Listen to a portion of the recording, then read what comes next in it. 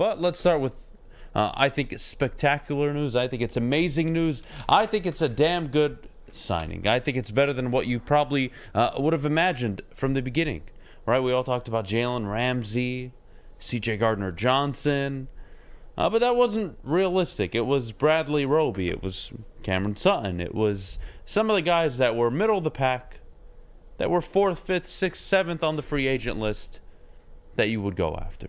Yeah. And they went and got Cam Sutton, who was a top 20 corner last year. I think it's fair to say. PFF ranked him, 23rd amongst all corners in defensive grading in all the NFL.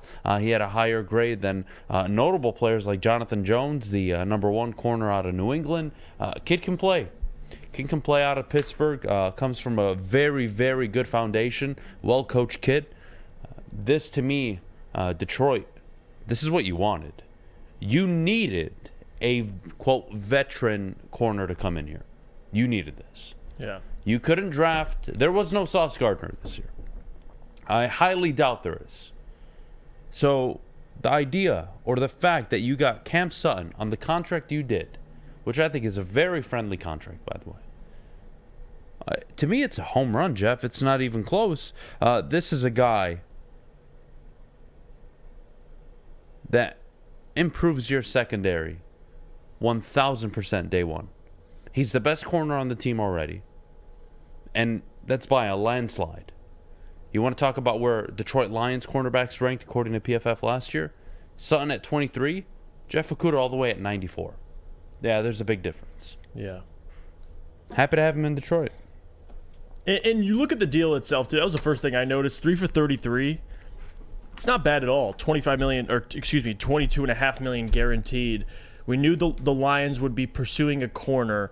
Now, it's Cam Sutton, who actually turned into a pretty good corner this year. I know he's been getting better over the last 3 seasons, but specifically this year, you saw him play outside, inside, become more of a, and I don't want to watch what I say here when I say shutdown corner, but he played well for a majority of the season. The Steelers wanted to retain him, but they couldn't. They went and got Pat Pete to replace Cam Sutton, and they knew Cam Sutton was going to get paid.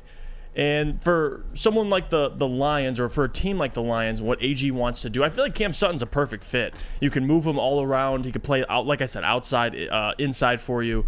Just a physical player. He's still 28 years old. He's got some good years left in him. And he's playing at an all-time high level in his career. So we'll see. If he continues on that projection, he had 3 interceptions last year, 14, 15 pass deflections.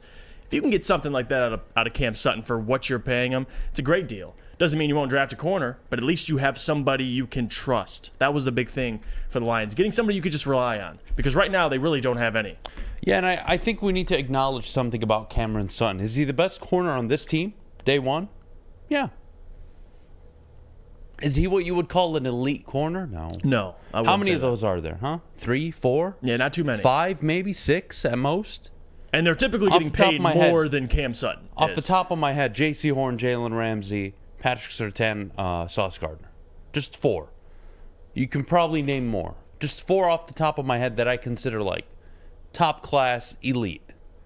Well, he's not there, but he's very good. And you want very good. Because he'll be a compliment to Aiden Hutchinson and that defensive front, And to me, again, the contract's really good. It's another Brad Holmes, check the box. That's why he's the GM. That's why he gets so much support around town. Mm-hmm. This is why. And honestly, I don't have to hear any of you fucking idiots talk to me about drafting a corner at number 6. Go get a freaking defensive lineman at 6, and let's all move on with our lives. You want to draft Bijan at 18? Probably won't be there, but I don't care anymore. I'm good. This shirred up a lot of problems for Detroit, but one re-signing that I didn't like, Alex Anzalone. I'm not sure how to look at this because I don't think he's a dog shit player. I don't think they're re-signing Jared Davis, for example. He can play. He actually got better last year. There were games where he was really bad and games where he was actually pretty good. So I have to be fair. But a 3-year contract for a guy with what? Huh? With what? Yeah, it's proven what? Now, is the contract almost nothing in terms of guaranteed money? Sure. Are you able to get out after the first year? Sure, but I don't love it. Yeah. Bugs, love the re-signing. Anzalone, I give it a 6 out of 10. 7 out of 10. Yeah, that's Meh. the thing about the Anzalone re-signing is I think people, at least the persona of Alex Anzalone is, not too many fans of him, at least from Lions fans' perspective, but the coaches love him. And if you watch Alex Anzalone towards the end of last year, he actually played really well. I know in the beginning he didn't, but also that defensive line didn't play well.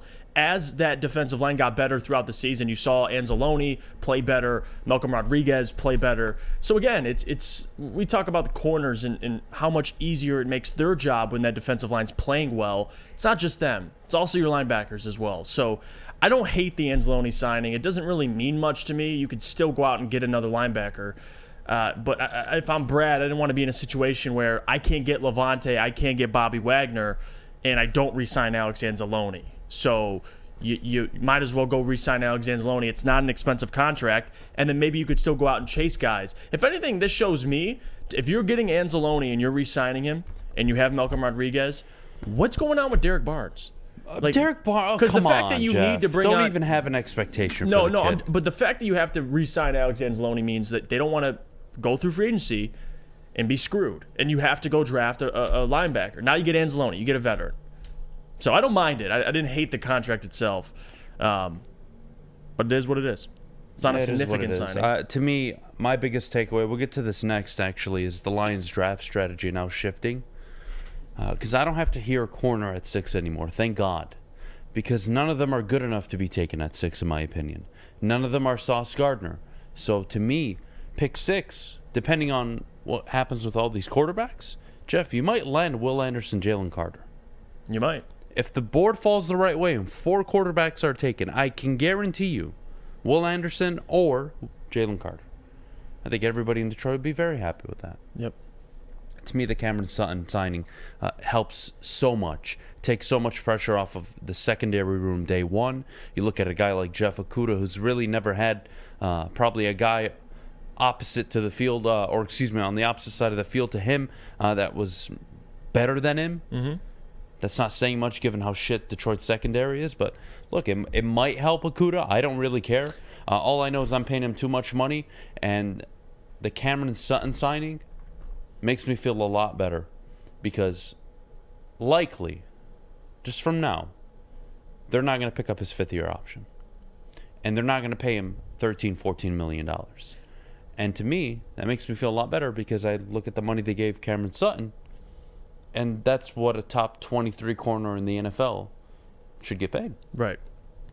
I don't mind that. Not the guy who was drafted 3rd overall 3 years ago who hasn't produced shit and has been injured and on and off and inconsistent and have a good performance 1 week and then go 3 weeks doing nothing and then get benched and nobody talks about it because we're all, we're all friends here. You needed a corner you could depend on. And this to me, it's a great signing, man. Not a it's rookie. A great signing, and it gives you so much flexibility in the draft. Yeah. Because you can take a corner at 18, you can take one at 48, you can take one at 55. There's no pressure anymore. Before yesterday, there was a lot of pressure on what you do in the draft. Who do you take first? Well, if the defensive linemen are taken, do you reach for a corner? Thank God I don't have to hear that anymore. Sign me up.